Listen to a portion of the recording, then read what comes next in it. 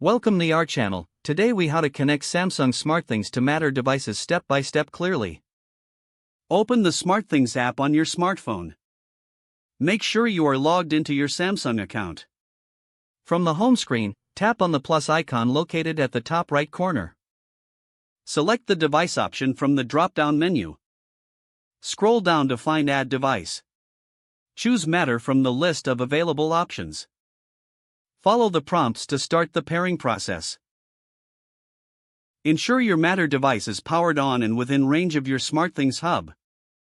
Scan the QR code, usually found on the device or its packaging. If your device does not have a QR code, tap on Manual Setup. Select your device type from the list provided. Enter any necessary details, such as the device name.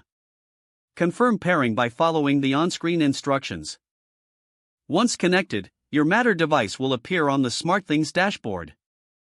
You can now control your Matter devices through the SmartThings app.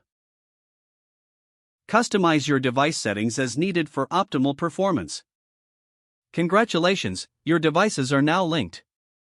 If the page does not load, refresh the browser or try again in a private or incognito window. Make sure you are using the correct email address, then retype it carefully to avoid small typos. If your password is not accepted, use the reset option and create a new strong password you can remember.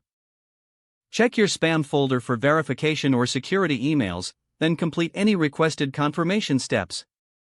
Enable two-factor authentication if available to improve account security and reduce unauthorized access risk. After signing in, review your profile details so your contact information and settings are accurate and current. If you see an error message, note it down and try again after restarting your device and internet connection. Log out when you finish, especially on shared devices, to keep your account and payment information secure. If the page does not load, refresh the browser or try again in a private or incognito window. Make sure you are using the correct email address, then retype it carefully to avoid small typos. If your password is not accepted, use the reset option and create a new strong password you can remember.